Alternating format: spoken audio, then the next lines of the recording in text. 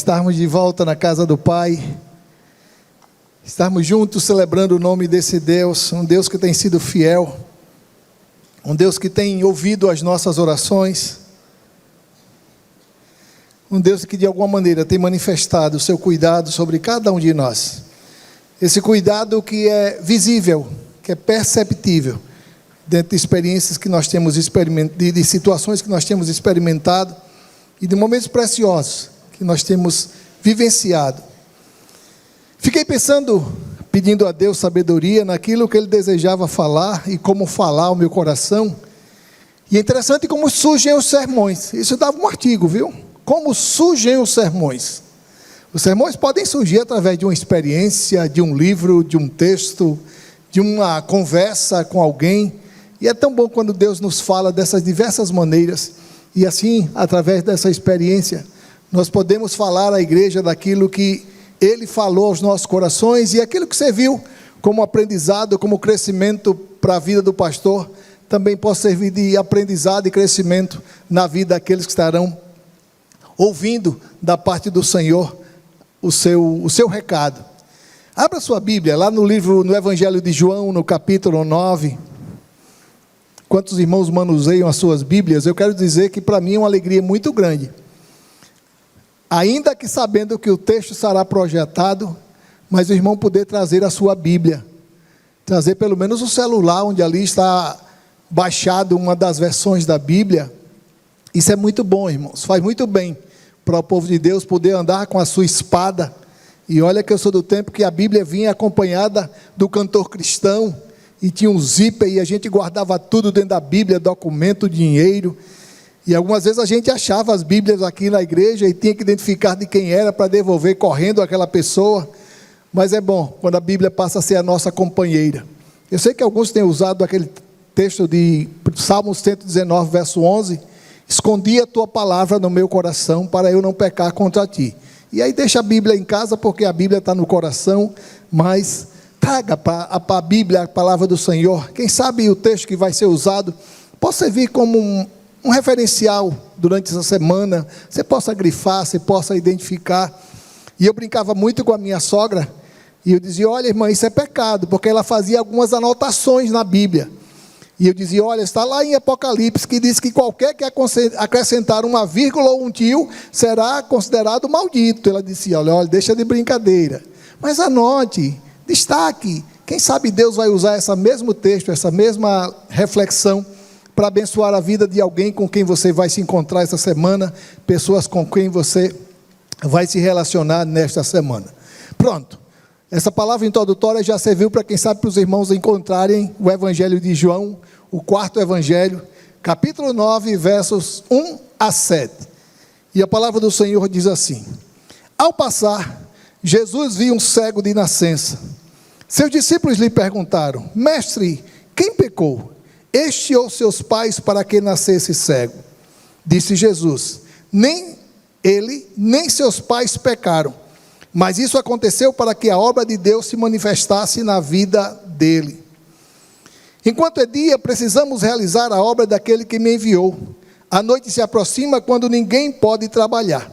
Enquanto estou no mundo, sou a luz do mundo.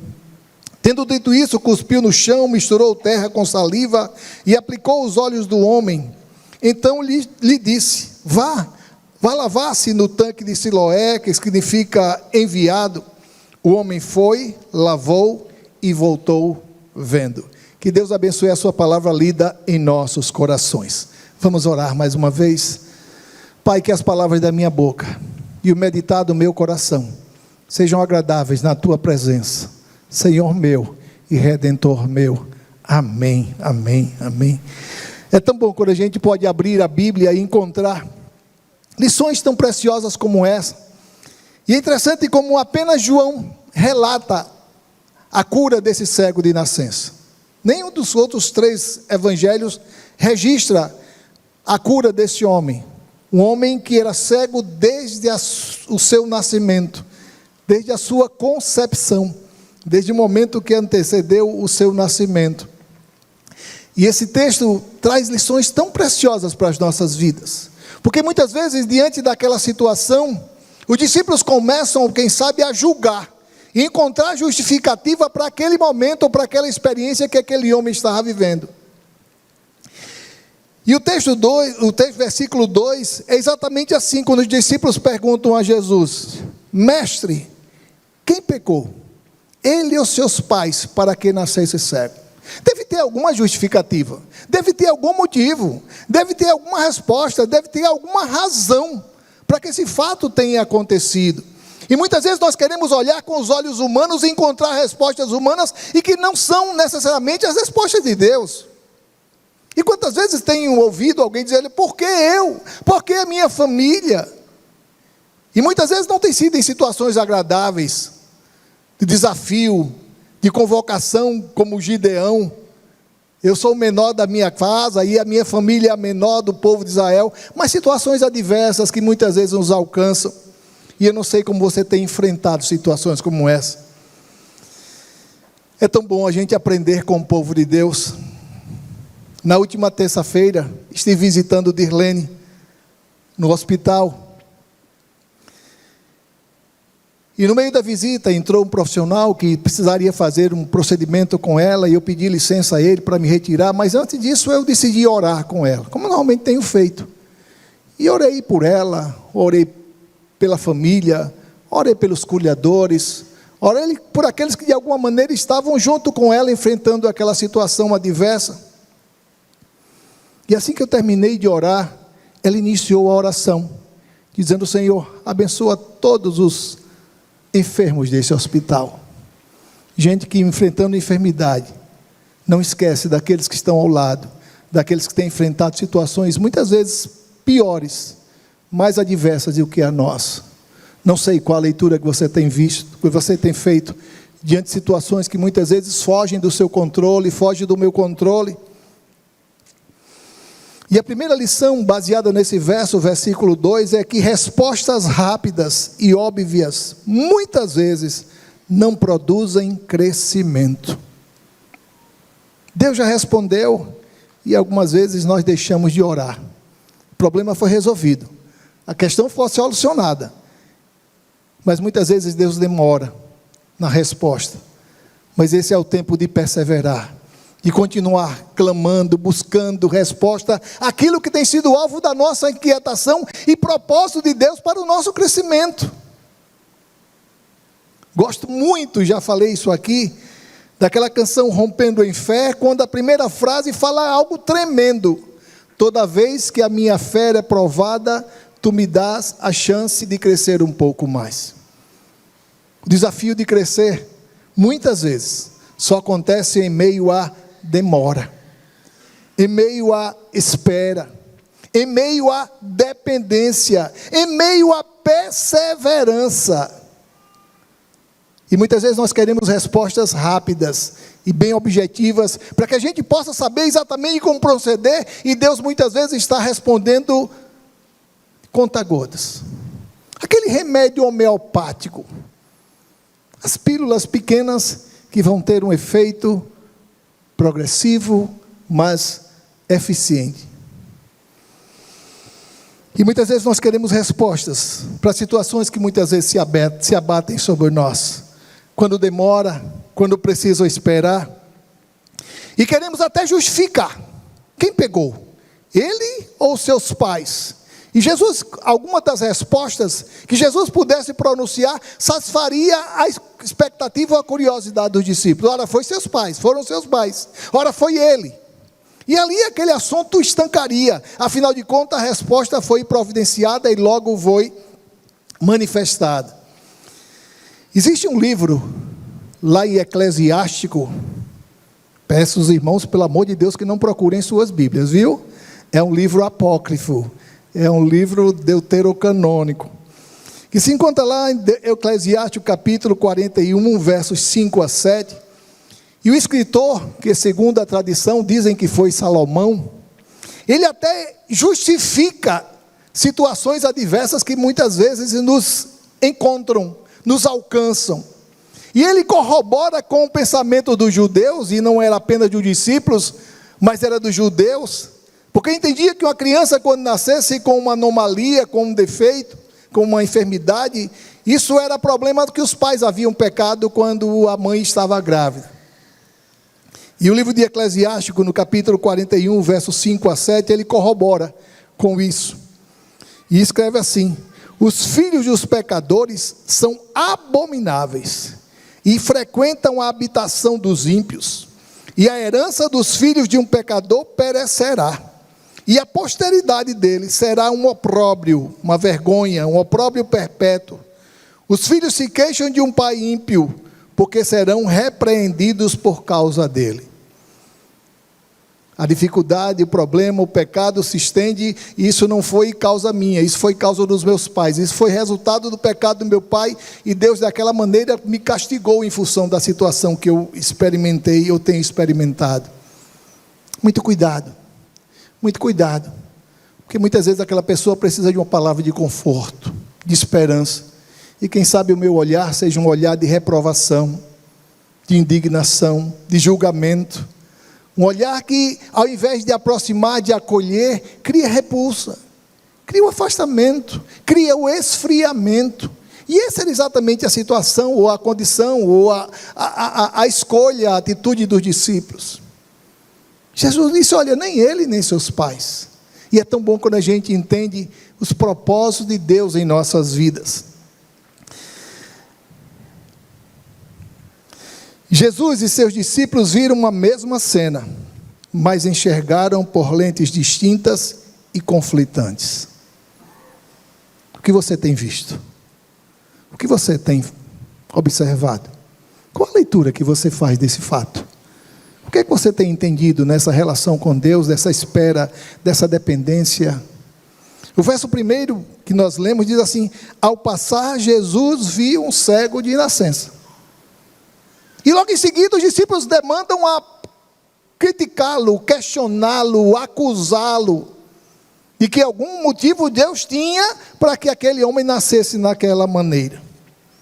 Eu encontrei uma crônica do Rubem Alves, que faz parte do seu livro 7 vezes Rubem, e ele fala exatamente do olhar, o olhar adulto, o olhar que muitas vezes tem sido o meu olhar, o seu olhar.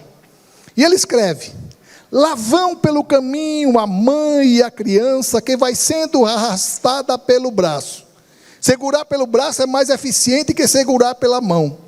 Vão os dois pelo mesmo caminho, mas não vão pelo mesmo caminho. O caminho porque anda a mãe não é o mesmo caminho porque anda a criança. Os olhos da criança vão como borboletas, pulando de coisa em coisa, para cima, para baixo, para os lados. É uma casca de cigarra num tronco de árvore, quer parar para pegar e a mãe lhe dá um puxão e a criança continua. Logo adiante vê o curiosíssimo espetáculo de 2 cachorros brincando e saltitando. Quer que a mãe também veja, com certeza ele vai achar divertido, mas ela, ao invés de ficar brava e dar um puxão mais forte. Aí a criança vê uma mosca azul flutuando inexplicavelmente no ar. Que coisa mais estranha, que cor mais bonita. Tenta pegar a mosca, mas ela foge. Seus olhos batem então numa amêndoa no chão, e é uma vagem seca de flamboyant pedindo para ser chacoalhada. E assim vai a criança à procura dos que moram em todos os seus caminhos. Que divertido é andar. Pena que a mãe não saiba andar, por não ter os olhos que saibam brincar. Ela tem muita pressa, é preciso chegar. Há coisas urgentes a fazer, seu pensamento está nas obrigações de dona de casa, por isso vai dando safanões nervosos na criança, e ela não consegue ver e brincar com os brinquedos que moram no caminho. Ela não precisaria fazer análise. A mãe não nasceu assim, pequenina. Seus olhos eram iguais aos do filho, que ela arrasta agora. Eram os olhos vagabundos, brincalhões, que olhavam as coisas para brincar com elas. Qual tem sido o seu olhar? Um olhar de criança? Um olhar de atenção, de acolhimento? Ou quem sabe um olhar de crítica, de justificativa, de, quem sabe, identificar razões pelas quais situações como essa lhes acontece. E é interessante que no diálogo que se desenvolve entre Jesus e os discípulos, Os discípulos escolhem o porquê, mas Jesus prefere o para quê. Não sei qual tem sido a sua pergunta diante de Deus, situações que muitas vezes lhe alcançam. Senhor, por quê? Senhor, por quê? Senhor, por quê? E muitas vezes, e creio que na grande maioria das vezes, os porquê ficam vagos, sem resposta. Mas é exatamente assim que Deus quer que nós o consultemos. Para quê? Qual é o propósito dessa enfermidade, dessa situação, dessa adversidade que se recaiu ou que recaiu sobre a minha vida? E Jesus responde lá no verso 3, na parte B, para que a obra de Deus se manifestasse na vida dele. Porque são assim os propósitos de Deus. Nós queremos enxergar com os olhos para perto, respostas imediatas, fáceis, óbvias, mas Deus muitas vezes está nos dando um óculos para longe. Não sei se você tem um óculos como eu, multifocal, e quando a gente muda, a gente tem que ficar cuidado quando for descer escada. Se você ainda não experimentou dessa situação, não se preocupe não. Mas muitas vezes quando passamos para um óculos multifocal, dependendo da posição em que você está olhando, você pode cair. E muitas vezes Deus está dando a você um óculos para longe, mas você insiste em olhar com um óculos para perto, querendo respostas imediatas, que atendam a sua expectativa, as suas questões, os seus questionamentos. E Jesus não responde por quê, mas ele responde para quê. Lembro do capítulo 11 de João, quando Jesus recebe a notícia de que aquele a quem ele amava estava doente. E a Bíblia diz que estranhamente Jesus ainda demorou no lugar onde estava, próximo do Jordão. E os discípulos começam, quem sabe, a pensar dentro de si, porque ele não foi de imediato, se amava tanto. E Jesus logo imediatamente responde, essa não é para a morte, mas é para que Deus seja glorificado, para a glória de Deus. Não pergunte a Deus por quê, mas Senhor, o que é que o Senhor quer me ensinar? Que na normalidade eu não aprenderia. O que o Senhor quer me ensinar? Que no controle das minhas mãos, no controle do meu tempo, no cronograma da minha vida, eu não pudesse entender.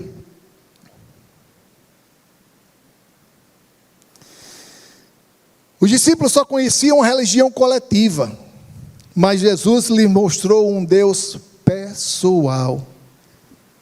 Desculpe, eu acho que eu pulei um, não foi, Vanessa? Isso, ok, você está certo.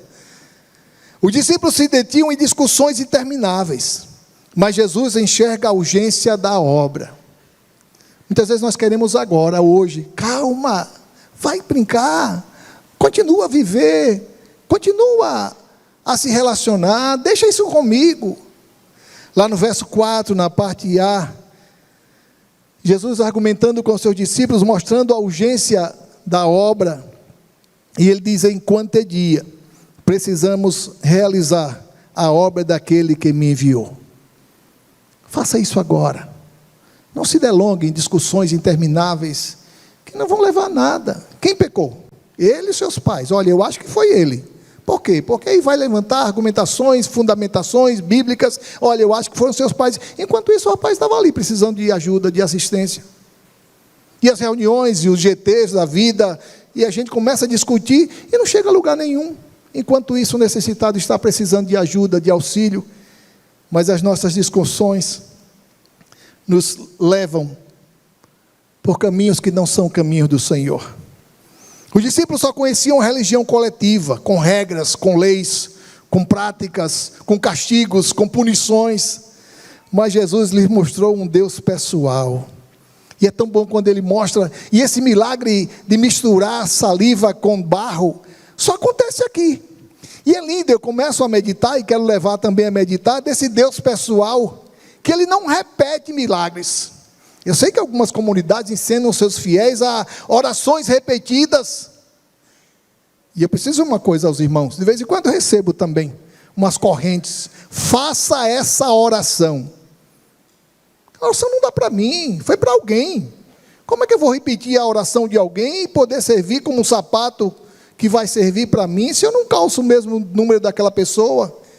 E as pessoas se iludem pensando que repetindo aquelas palavras engessadas, que ali estão naquela mensagem, vai reproduzir vida, transformação, e acima de tudo cura.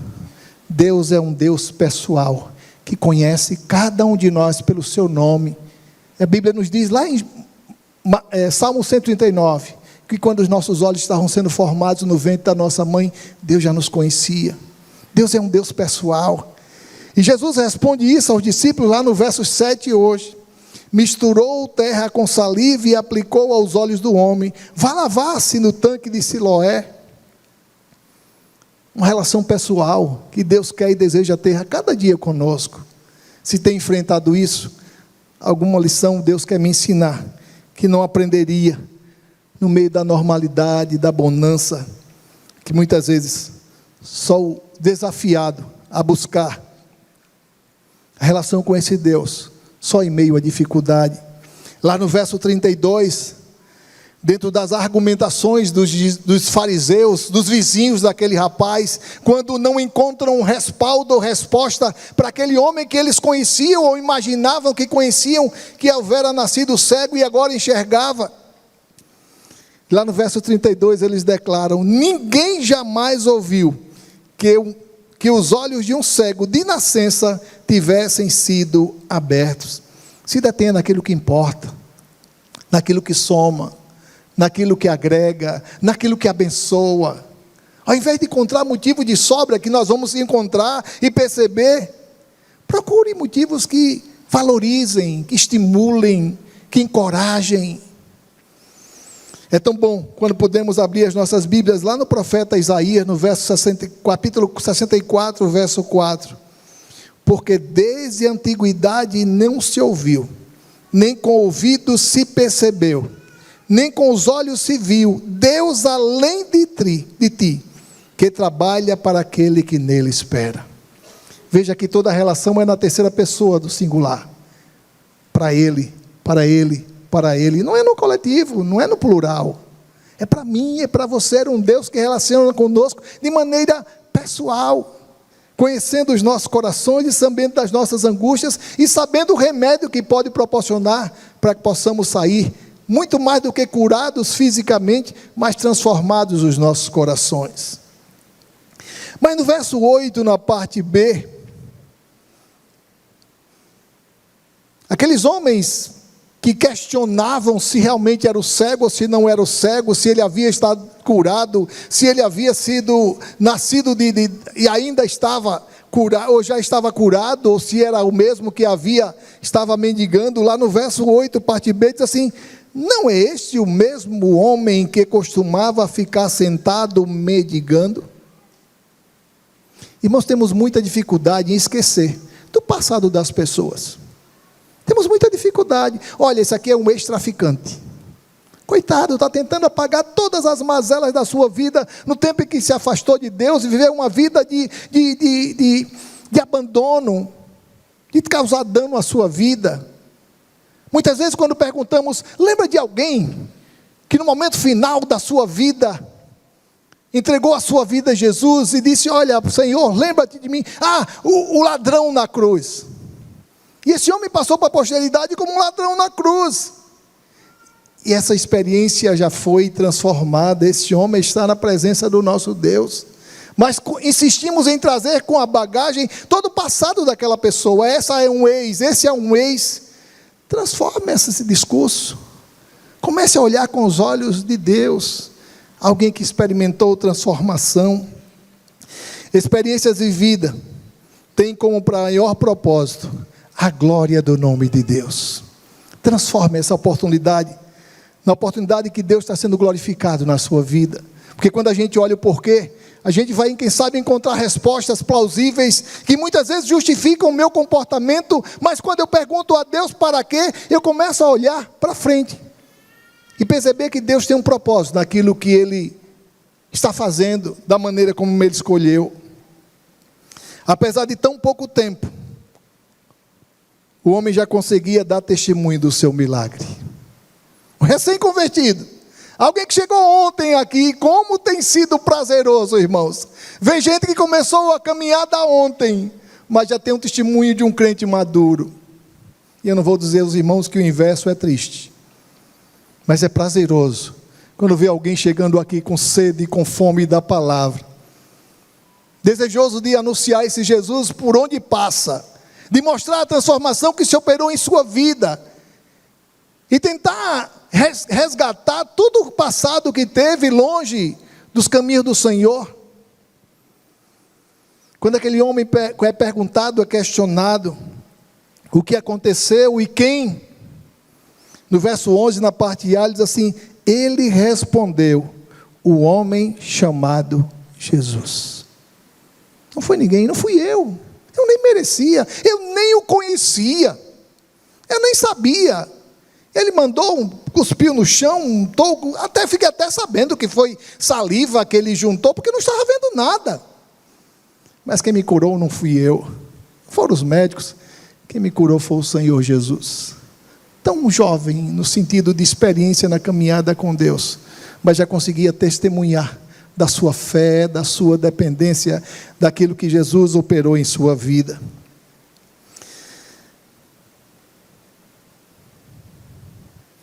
Apesar de tão pouco tempo, ele já conseguia detalhar de seu processo de cura. O verso 11, parte B, diz exatamente aquilo que esse homem declarou na simplicidade do milagre. Misturou terra com saliva, colocou-a nos meus olhos e me disse que fosse lavar-me em Siloé. Eu nem vi. Os meus irmãos, meus amigos, as pessoas que estavam próximas, foi que disseram que ele cuspiu no chão, misturou o barro, porque não estava conseguindo enxergar, eu era cego. Sabe, muitas vezes nós queremos ter a atitude de Naamã. Lá no capítulo 5 do segundo livro dos reis de Israel, Naamã, o comandante do rei da Síria, sai lá da Síria, pensando em tentando encontrar em Samaria um profeta que o curaria de sua lepra. E ele leva presentes, bens materiais, ouro, prata, peças de roupa, vai até o rei, e o rei fica revoltado, e alguém fica sabendo que ele devia procurar Naamã, e ele vai até a casa de Naamã, e Naamã nem sai, disse: olha, diga a ele que vá banhar-se lá no Rio Jordão, 7 mergulhos, e ele fica revoltado. Não é isso que eu esperei que ele viesse, clamasse aos céus, rogasse a Deus, e os trovões, relâmpagos, tudo pudesse acontecer, e eu saísse daqui curado, mas me banhar lá no Rio Jordão, eu posso fazer isso lá na Síria. E muitas vezes nós queremos a manifestação de Deus de maneira tremenda, extraordinária, mas é tão bom quando o nosso Jesus diz: olha, quer falar com Deus?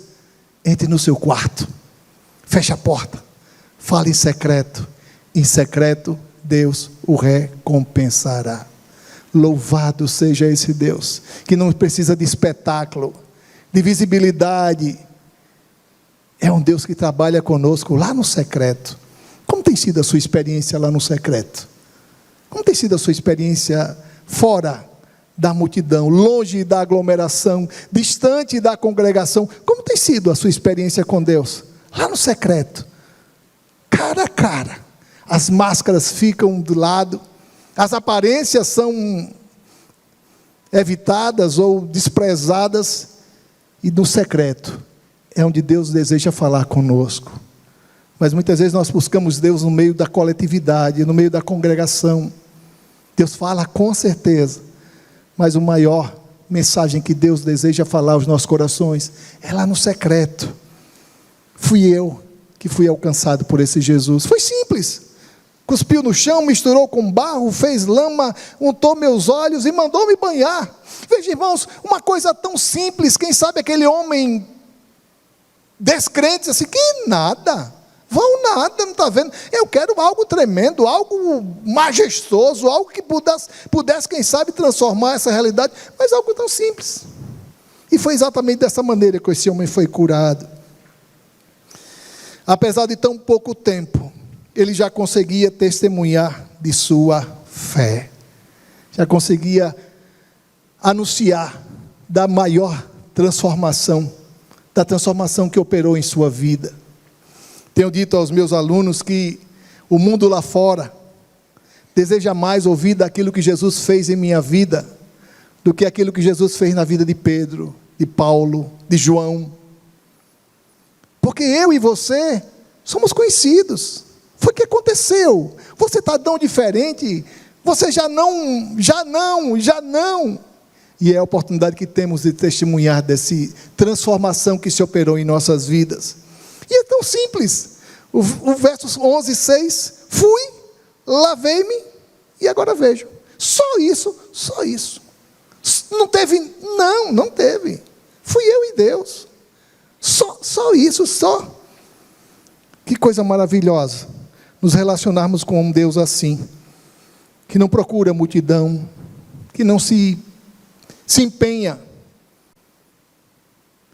em nos fazer conhecido da multidão. Eu e Deus.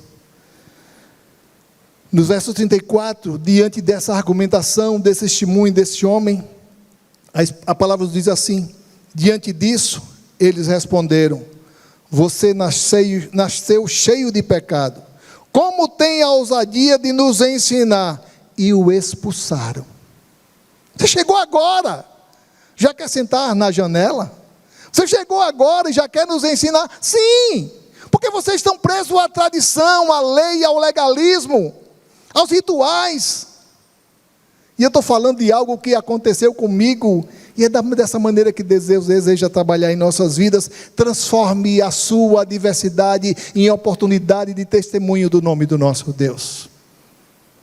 Sabe onde é o seu púlpito? Quem sabe naquela cama de hospital, em que muitos vão chegar, e os irmãos da comissão de visita sabem muito bem do que eu estou falando. Aproveitar e falar, fazer o nosso merchan.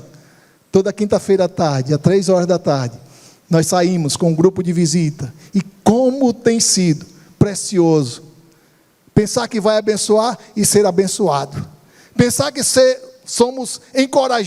podemos encorajar, sermos encorajados, pensar que de alguma maneira podemos levar uma palavra de esperança e sermos exortados por aquele que ali está, enfermo, impossibilitado de estar na casa do Senhor. Exatamente assim, irmãos.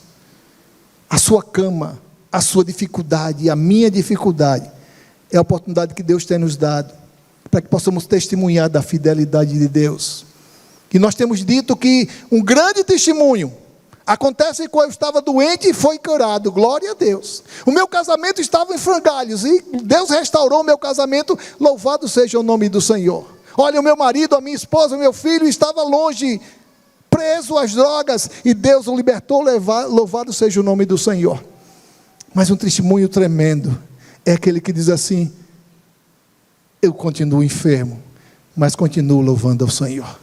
Eu continuo esperando o milagre do Senhor no meu casamento, mas eu continuo glorificando ao Senhor.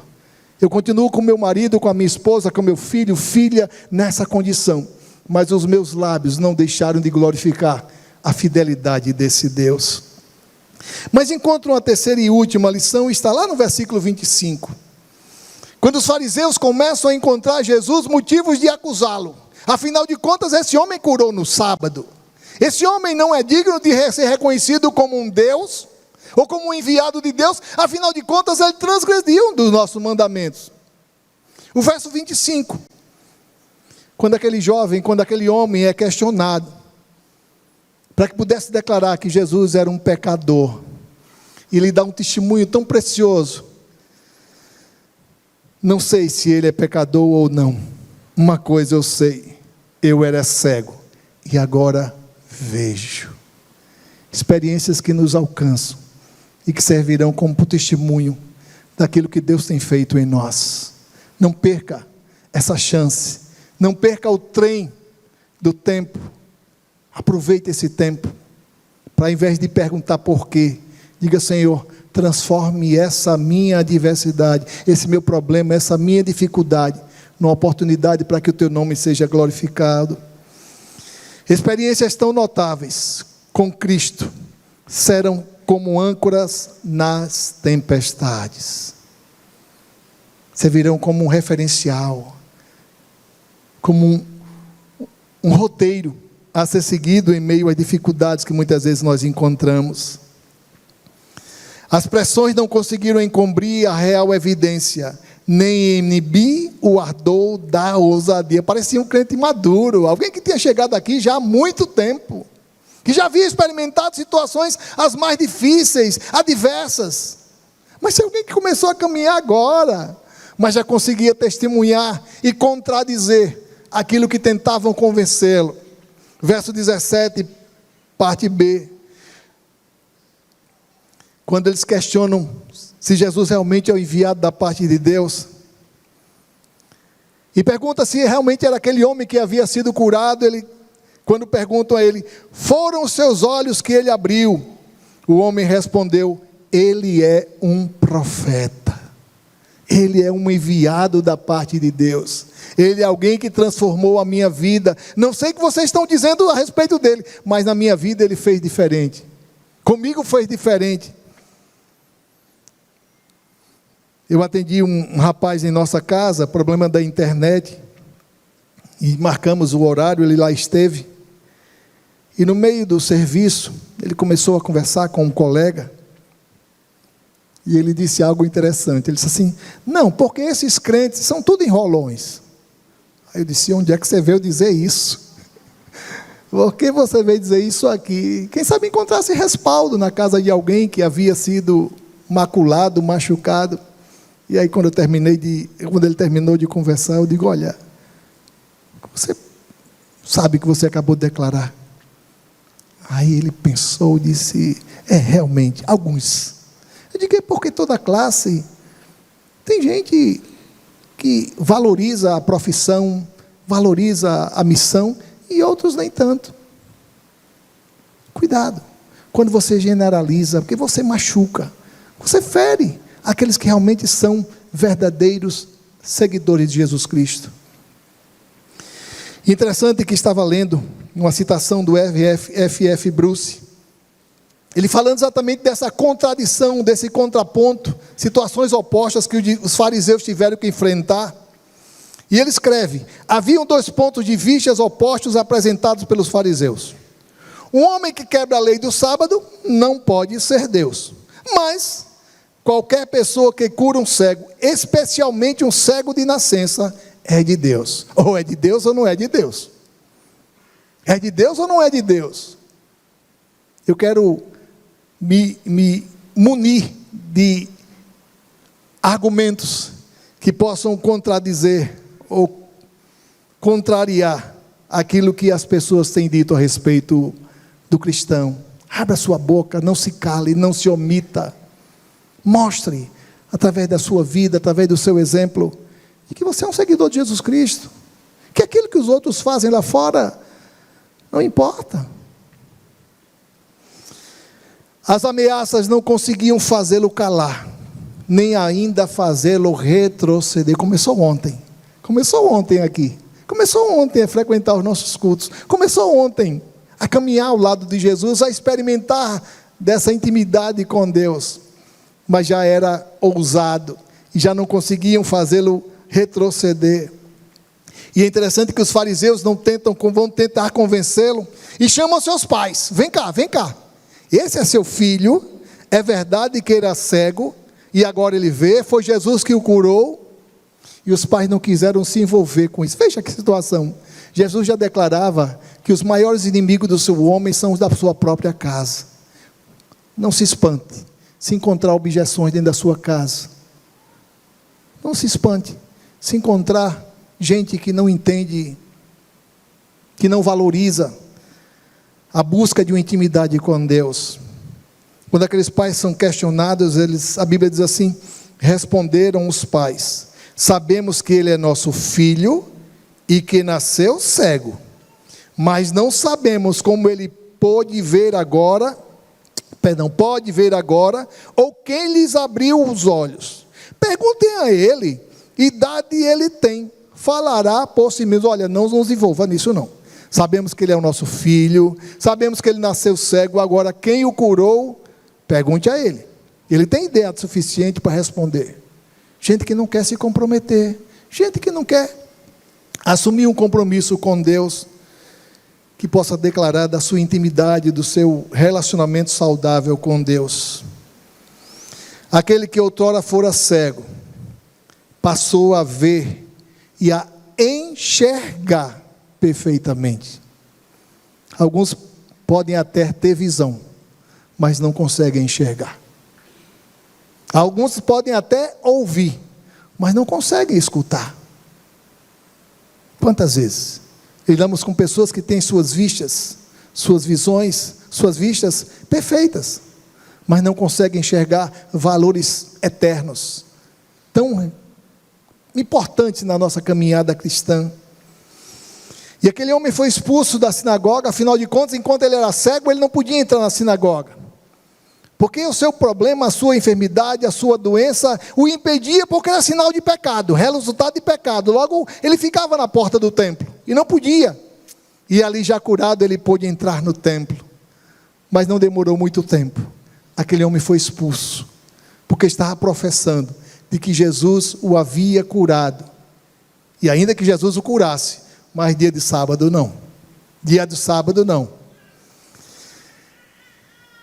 E lá nos versos 35 a 38, a palavra do Senhor nos diz assim: Jesus ouviu que o homem que o haviam expulsado, e ao encontrá-lo disse: você crê no Filho do Homem?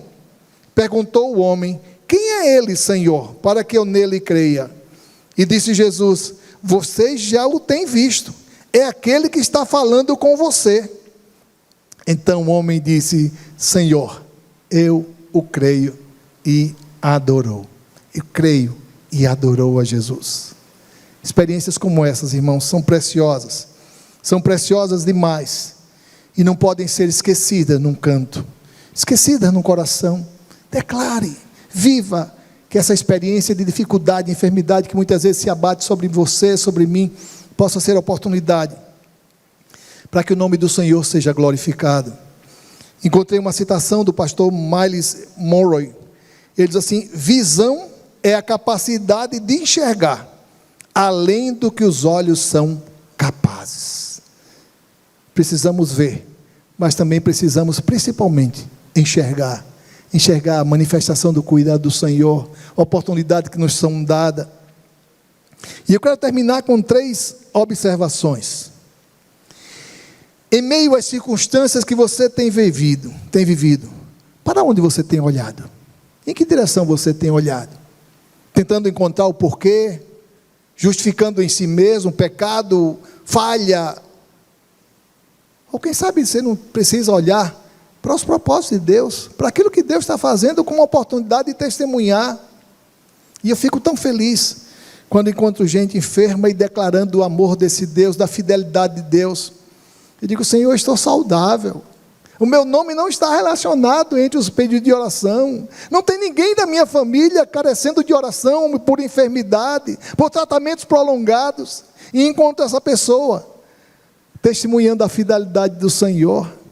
Que coisa maravilhosa, poder aprender com aqueles que teriam todo o motivo do mundo para questionar, para duvidar, mas está dizendo: olha, a expressão de Jó: porque eu sei que o meu Redentor vive, e no final se levantará.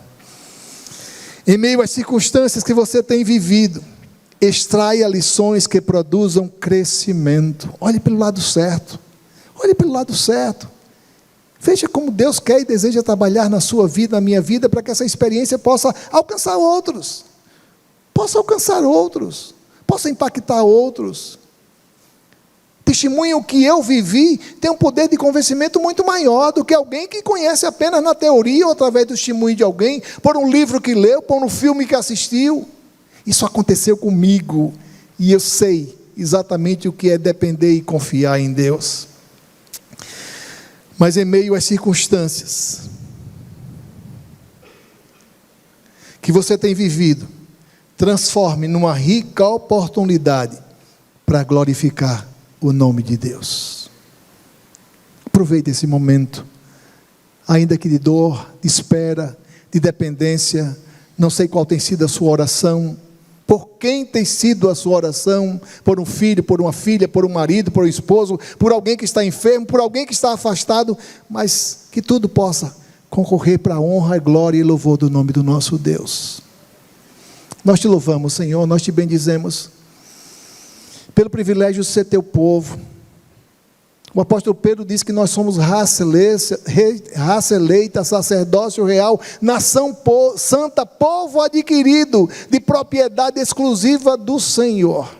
Obrigado, Senhor, pela experiência que podemos ter ao teu lado, que nada, nem ninguém, circunstância alguma, possa nos roubar, possa nos levar para longe do Senhor. e que as experiências, adversidades que muitas vezes batem à nossa porta, possam se transformar em ricas oportunidades, para que o Senhor seja conhecido através da minha vida. Situações de enfermidade, de espera, de dependência, de perseverança, que possamos esperar, não com os olhos voltados para as circunstâncias, mas com nossos olhos voltados para o Senhor.